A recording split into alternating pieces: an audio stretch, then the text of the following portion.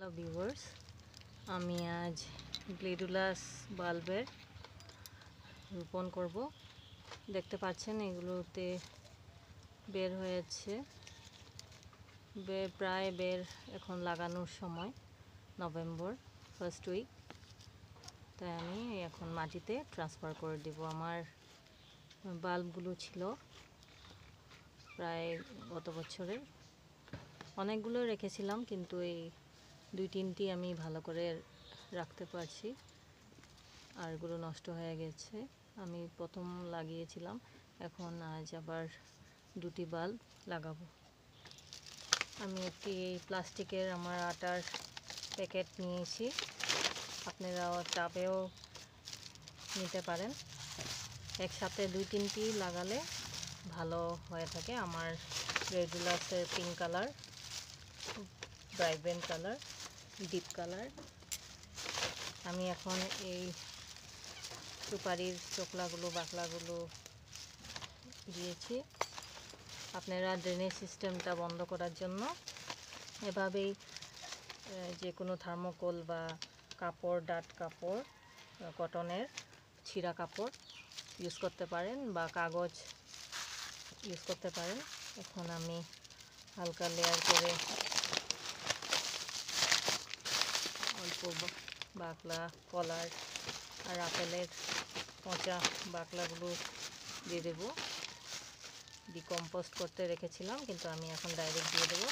Decomposed আমার মাটি ready আছে, আর এখন বালু দেব, সঙ্গে মাটিও দেব, যাতে কম্পোস্টগুলো সার রেডি হয়ে যায় ভিতরেই। তা আমি বালি আর হালকা অল্প করে লেয়ার বালি আর মাটি দিয়েছি। এখন আবার বালি দেব, যাতে ড্রেনেজ সিস্টেমটা ভালো থাকে। আর ওভার ওয়াটারিং হয়ে গেলেও মাটির মিনারেলসগুলো বের হয়ে না যায়। এখন মাটির ভাগ দেব। আমার ডিকম্পোস্ট করা মাটি দেব। এখানে সব কিছুই আছে। আবার বালির লেয়ার দেব, কেননা গ্লেডুলাস বাল্বে জল খুব কম চায়, তারা বেশি জল ভালো পায় না। হালকা হালকা জাস্ট ভিজা আপনাদের মাটিটা ভিজা হয়ে থাকতে লাগে, আর ড্রেনেজটা ভালো হতে হয়। আর বালির ভাগটাও একটু বেশি, যেভাবে আপনারা গোবর 30% নেন, মাটি 30%, আর 40% বালির ভাগটা নিয়ে নেবেন। সেভাবে গ্লেডুলাস বাল্বগুলো ভালো হয়ে থাকে, ফুলও ভালো আসে এবং অনেক দিন থাকে, প্রায় 10-15 দিন আপনাদের ফুলটা ভালো হয়ে থাকে। আমি এখানে অল্প ছাই দেব, অল্প করে, প্রায় আধা মুঠো বা হাফ কাপ মতন ছাই মিক্স করব। এটা গ্লেডুলাসের জন্য মাটি রেডি। এখন আমি অল্প হোল করে জাস্ট আগাটা যাতে বের হয়ে থাকে, আগাটাতে কোনো চাপ না পড়ে, এভাবে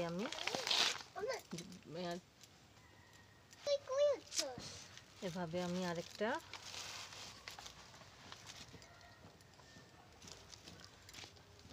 বাল্ব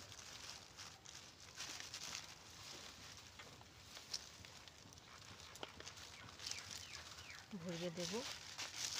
আপনারা দেখতে পাচ্ছেন আমি জাস্ট এগুলো আগাগুলো উপরে রেখে দিয়েছি, আর পুরা বাল্বের ভাগটা মাটির ভেতরে ভরিয়ে দিয়েছি।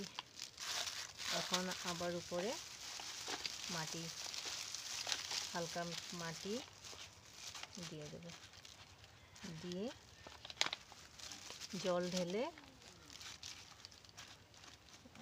সকালে 1-2 ঘন্টা রৌদ্র পড়া জায়গাতে আমি এটা রেখে দেব। এটা সেমি শেড এরিয়াতে ভালোবাসে, তারা 3-4 ঘন্টার রৌদ্র আর ছায়া পছন্দ করে। আপনারা এভাবে গ্লেডুলাস চারা আমার মতো করতে পারেন। ধন্যবাদ আমার ভিডিও দেখার জন্য। ভালো লাগলে লাইক অ্যান্ড সাবস্ক্রাইব করবেন।